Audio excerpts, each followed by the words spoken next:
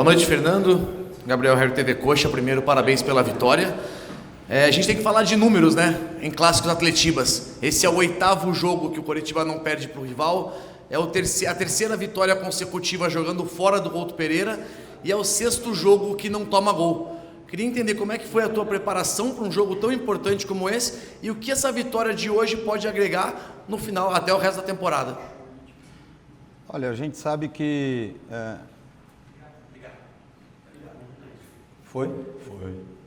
A gente sabe que do ponto de vista prático para a tabela é um jogo que vale 3 pontos, né? Mas é óbvio que transcende a importância pelo valor simbólico, pelo peso das instituições que estão envolvidas. Mas para além disso, acho que também pelo momento, né, de equipes que estão se ajustando para uma temporada diferente, que é uma temporada de retorno à Série A do Campeonato Brasileiro.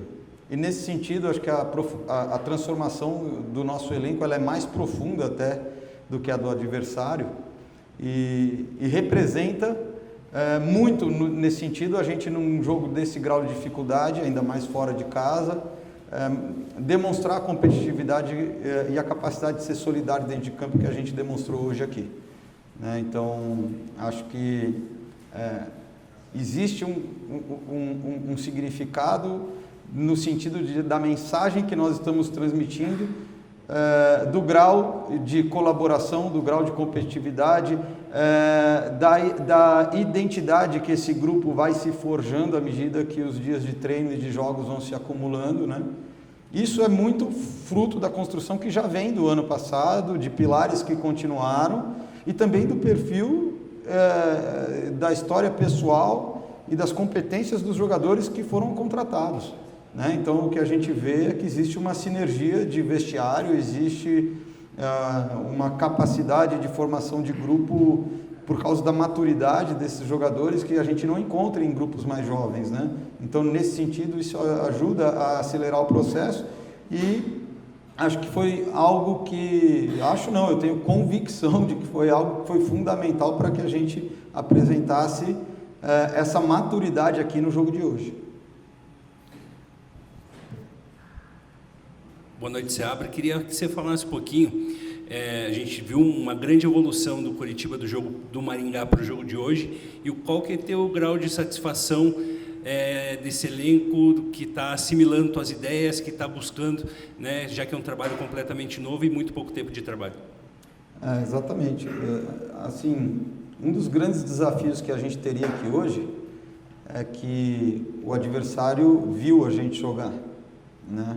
É claro que a gente vem para o jogo com um ritmo de jogo, jogou um jogo importante fora, isso favorece na questão do ritmo, mas na questão da preparação do plano de jogo, nós viemos muito mais no escuro para o jogo do que o adversário veio, né? Então você vê que os primeiros 15, 20 minutos do jogo a gente ainda está fazendo a leitura de qual é a proposta, de qual é o posicionamento, as variações de posicionamento. Nesse período, o Atlético foi muito dominante e nos trouxe perigo. E aí eu fico muito satisfeito com uma equipe que é capaz de se ajustar e aprender durante o jogo, né? Isso não é uma coisa tão trivial, não é uma coisa tão fácil. E aí nós pudemos fazer a leitura do adversário no primeiro tempo, conseguir mitigar os problemas e as dificuldades durante o primeiro tempo, mas principalmente no intervalo voltar muito ajustado, aí é de igual para igual, né? Tá certo que algumas mudanças, tanto de substituição quanto de estrutura, que o Odair também promoveu no intervalo, gerou fatos novos ali, mas a verdade é que esses ajustes foram determinantes para que a gente tivesse muitas recuperações interessantes, uma delas foi a que acabou resultando no gol, né? Então, a gente fica satisfeito porque o resultado é importante para o nosso ambiente de trabalho, para a nossa torcida sentir essa energia que o grupo está colocando, para gerar essa ilusão, né?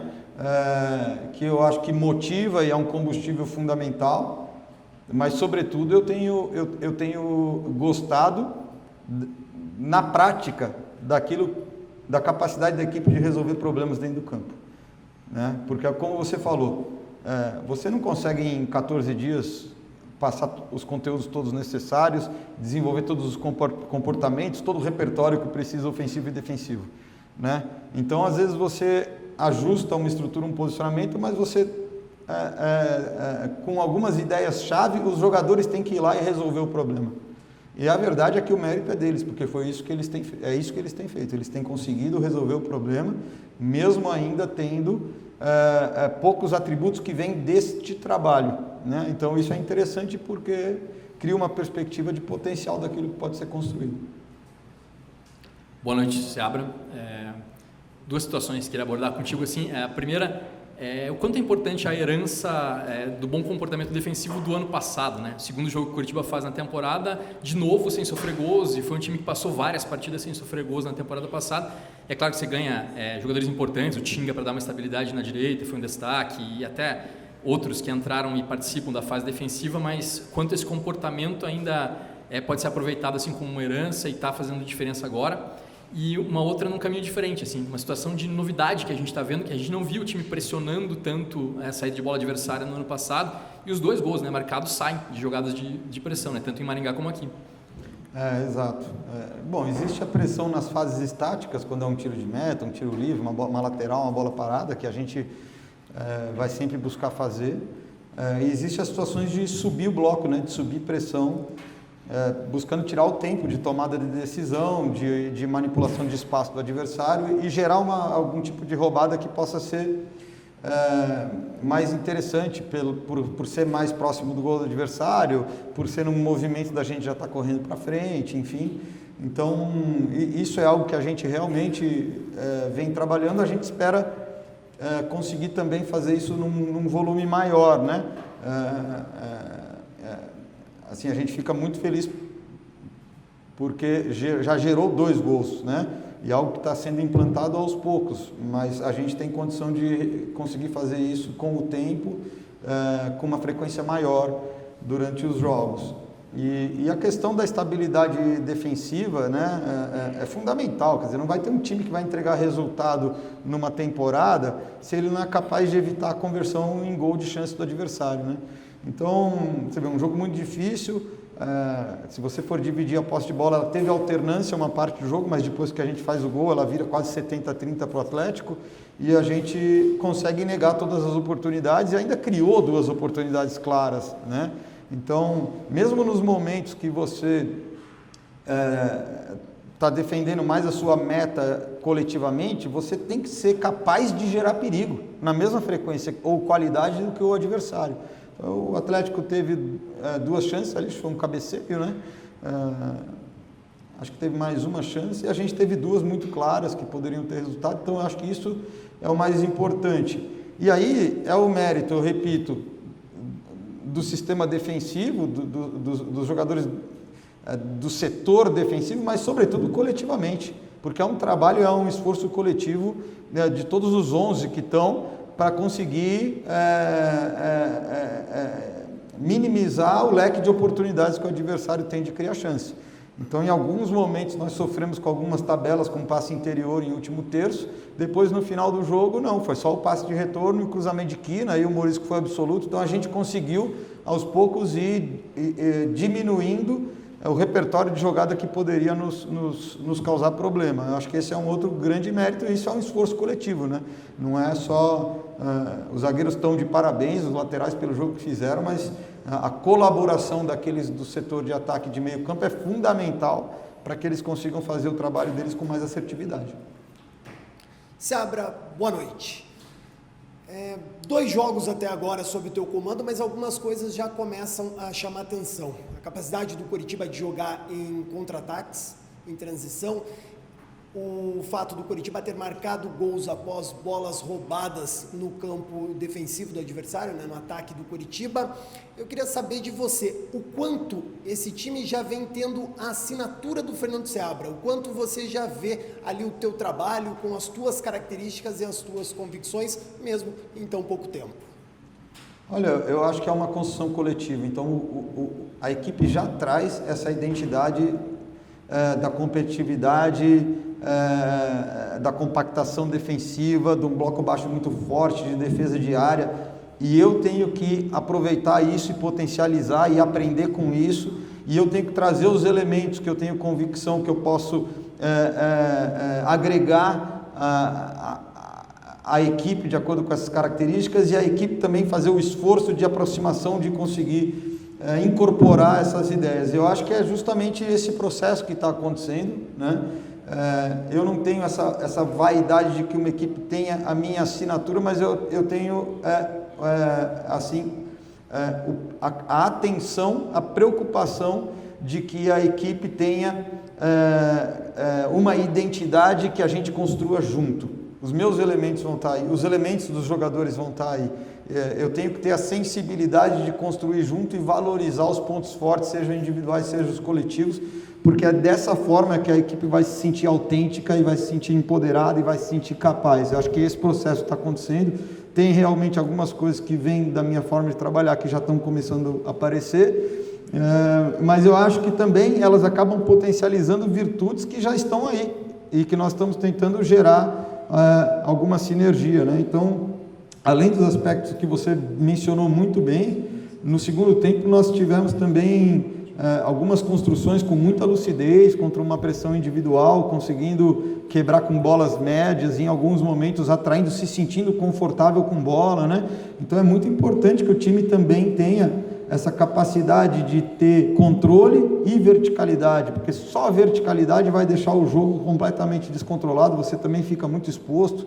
Então a equipe também tem mostrado evolução nesse tipo de virtude, e é algo que a gente vai precisar para jogar a Série A, para conseguir ser bem competitivo no Campeonato Brasileiro, né? Então, além dessas marcas que você falou, eu estou atento a outros aspectos sem os quais a gente sofreria. Então nós precisamos conseguir, para jogar essa temporada no nível de desafio que ela vai ser, de muitos atributos que a gente também está buscando estimular. Algumas coisas já estão aparecendo em jogo. Boa noite, Seabra. Você que é um técnico jovem, promissor, né? Começou a carreira profissionalmente em 2024, mas já teve experiência ali comandando o Cruzeiro e Atlético Mineiro. Queria que você falasse da sua experiência nesse Clássico Atletiba profissionalmente, e se pudesse, mais uma para você, esse time já pode atuar novamente contra o São Joséense? Qual o planejamento pensando nessas 2 últimas rodadas do estadual? Bom, primeiro assim, para mim é uma realização pessoal e profissional, e um motivo enorme de orgulho estar dirigindo a equipe profissional do Curitiba hoje, tá certo? Nesse sentido, acho que independente de qualquer trajetória, né, que a gente possa colocar, mesmo que fosse um treinador aqui consagrado de nível que já tenha trabalhado em Copa do Mundo, estaria também orgulhoso de trabalhar num projeto como esse e num clube com essa história. Então, para mim, não mais ainda, né? Tá certo? Não seria diferente disso. A gente tem que ir com muita calma em relação ao que pode ser o jogo a jogo. Você está vendo? Você faz 2 perguntas, eu esqueci da primeira, eu já estou na segunda, é o risco que você corre, né? Então, a gente tem que pensar jogo a jogo, porque como é um início de temporada, os jogadores tiveram pouco tempo de treino, tem que ver como é que cada um vai reagir, né? Assim, o Kozer já está acumulando, hoje foi o 3º jogo, por exemplo, então como é que ele vai reagir? Né? Então a gente precisa usar todos os recursos que a gente tem para saber realmente quem vai estar em boas condições. Então, o Jaci jogou hoje, estreou, mas ele teve a questão da fratura no rosto, então ele perdeu alguns treinamentos, isso atrasou ele fazer uma preparação que seria num ritmo normal. Então, assim, eu não tenho pressa nenhuma para decidir o que vai acontecer, como que vai ser a escalação do time no próximo jogo. Eu acho que o que importa do próximo jogo, na verdade, é que vai ser o nosso encontro com a nossa torcida na nossa casa, pela primeira vez na temporada. Então, além da gente ter lutado o que lutou e conquistado os pontos que conquistou fora de casa, acho que é uma oportunidade enorme da gente passar uma mensagem dentro da nossa casa e transmitir uma energia enorme para a nossa torcida, do campo para a arquibancada. Acho que a nossa missão nesse jogo é muito clara. A nossa missão é muito clara, porque a nossa torcida ela é apaixonada, a gente sabe disso, ela sempre vai apoiar, mas quando quem está dentro do campo correndo, competindo e jogando consegue inspirar essa torcida, potencializa ainda mais essa via de duas mãos. Então, é um momento especial por ser o primeiro jogo em casa, né, na temporada, e é uma temporada que a gente conta muito com a nossa torcida, independente de quem for sair jogando. Seabra, boa noite. Você é um cara que tem muita experiência em categorias de base. No seu último clube você trabalhou com muitos jogadores jovens. Eu queria falar desse protagonismo inicial nesses 2 primeiros jogos do Lucas Ronier. Lá em Maringá ele roubou a bola, deu assistência para o Pedro Rocha, hoje fez o gol aqui na Arena. De alguma maneira te impressionou nesses primeiros dias o que esse jogador pode oferecer? Muita gente projeta que ele vai ser a maior venda da história do clube. E já projetando o Ronier na Série A, o que dá para a gente esperar desse jogador? Você acha que o Brasil também vai se surpreender com o Lucas Ronier? Olha, eu acho que o que vocês estão vendo acontecer em campo é fruto do comportamento, da conduta dele, da forma como ele trabalha no dia a dia. Muito dedicado assim, aos treinamentos, treina nas situações de jogo com muita competitividade, nas situações que não são jogadas de treino, aberto a se desafiar, a fazer tudo o que é solicitado.